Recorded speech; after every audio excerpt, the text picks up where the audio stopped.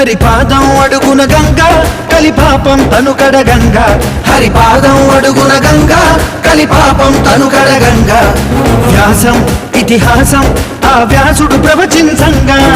ఖండం గణపతిదై కురు చరితము విరచించంగా యజుస్సామను అథర్వ శాఖలుగా ఓంకారేశ్వరి శ్రీహరి నగరి ఇదిగో రాబరి వైకుంఠేశ్వరి సిరికి నగరి అదిగో మహిమగిరి